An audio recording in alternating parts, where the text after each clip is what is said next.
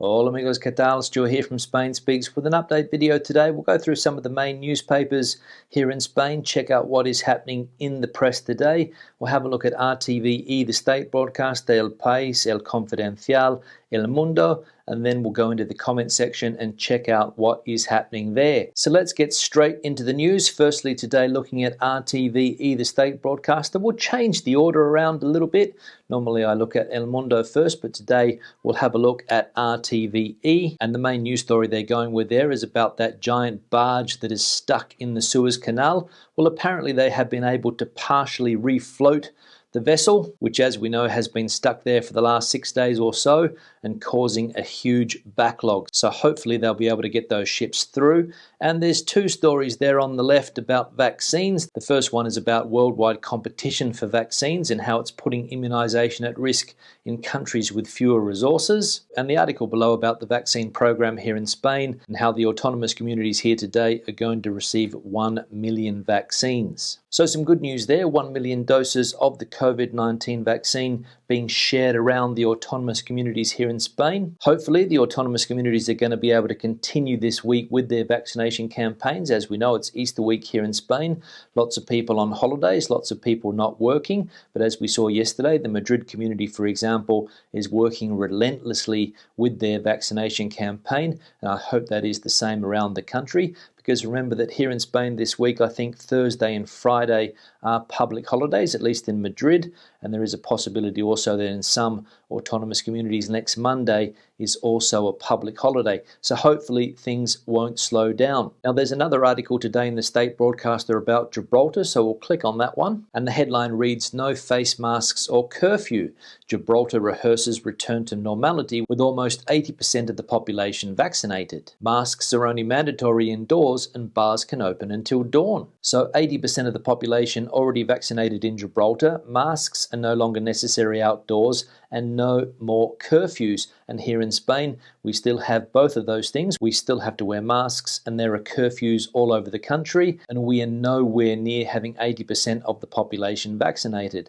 I was speaking to somebody yesterday and he said, well, Gibraltar only has a small population, something like 35,000 people, but I don't think there's a town in Spain with 35,000 people that has 80% of its inhabitants vaccinated at the moment. I could be wrong, but I don't think that is the case. So two completely different situations there. One area that has taken vaccination seriously, Gibraltar, or the UK if you like, and here in the European Union, as we know, things a little bit slow. And I think around 10% of the population here in Spain have received at least one dose of the vaccine. So Gibraltar 80%, Spain 10%, and as we just saw, things nearly back to normal in Gibraltar. Now back into the news, and there's another article there on the left about hairdressers here in Spain, so we'll click on that one. And it is that hairdressers are asking for urgent help from the government after closing more than 18,000 hairdressing salons. And one hairdresser being quoted there saying, "I had to lay off half of the workforce." The sector is asking for direct aid to alleviate the effects of the pandemic and lower VAT to 10%. So another sector here in Spain in crisis, the hairdressing sector,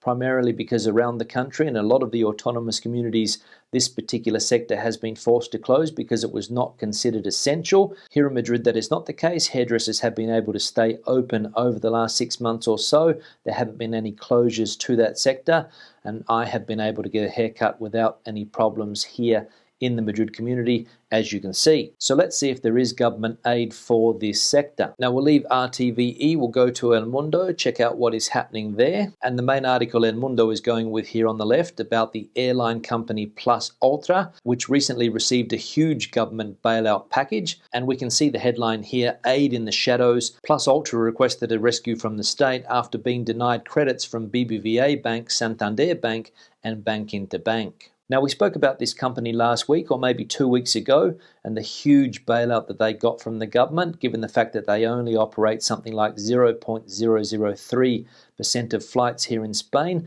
But apparently, and according to the government, it is an important company, a strategic company according to the government, because they operate flights between Madrid and Venezuela, Madrid and Peru, where there is high migration between Spain and those countries, of course.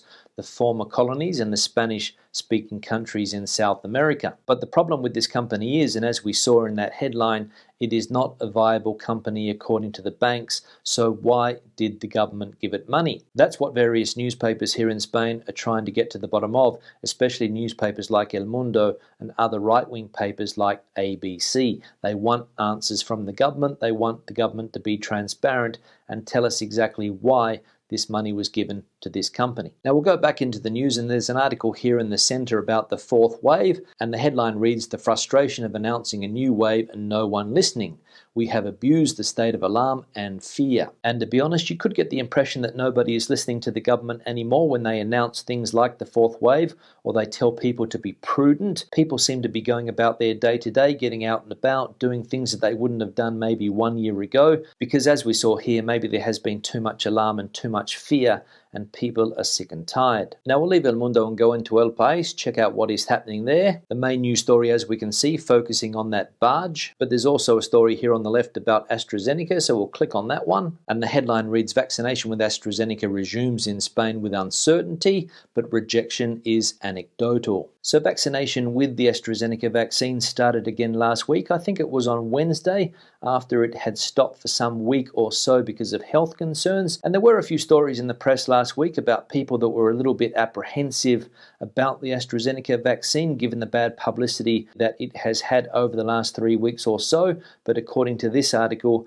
as we can see here, rejection of this vaccine is anecdotal. Now we'll go back into the news, and there's an article here about the European Union vaccination plan. And apparently the Vice President of the European Commission, Mr. Shinas, has come out today and said that 70% of the European population could be immunised by July the 14th. So that is the message that we're getting from politicians both here in Spain and the European Union, that by summer or by the end of summer, this person here said the 14th of July, politicians here have said the end of summer, so I don't really know exactly when that date will be, but they're sticking to their guns and saying that 70% of the population will be immunised by then. So we just have to have faith in what our politicians tell us. There's nothing more that we can do. Now we'll leave El Pais, go to El Confidencial, and there's an article here about all of the Germans that have decided to come to Spain and spend their Easter break here. And the headline reads, "In the middle of the pandemic, thousands of Germans travelled to Mallorca at Easter and mobilised more than 500 flights. German authorities have advised against both national and international travel, considering that mobility is one of the main drivers of COVID. So 500 flights scheduled for the Balearic Islands from Germany over this Easter break, and people in that country deciding not to listen to the authorities, who say that it's probably better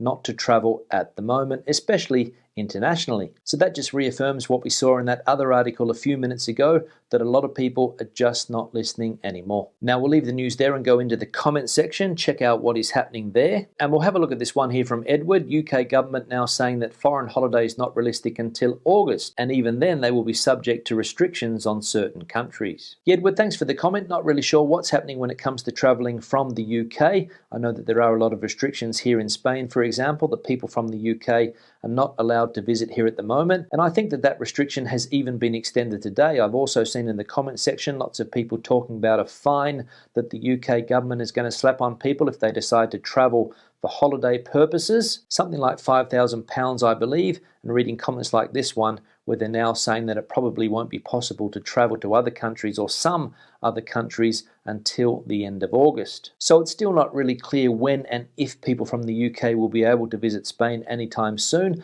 I know a lot of people were hoping for that day around the 17th of May when some travel restrictions were lifted, but it still doesn't seem to be all that clear, or at least for me, it doesn't seem to be very clear. So I guess we'll just have to wait and see. We'll have a look at this one here from Diogo. "Portugal is closed to holiday makers until the 6th of April. Until now, the deconfinement plan has been going actually very well." Yeah, Diogo, thanks for the comment, and good to see that things in Portugal are starting to improve. I know that the borders between Spain and Portugal are still closed in order to stop people travelling back and forth over that Easter period. And as you said in the comment, borders at this stage are going to be closed until the 6th of April.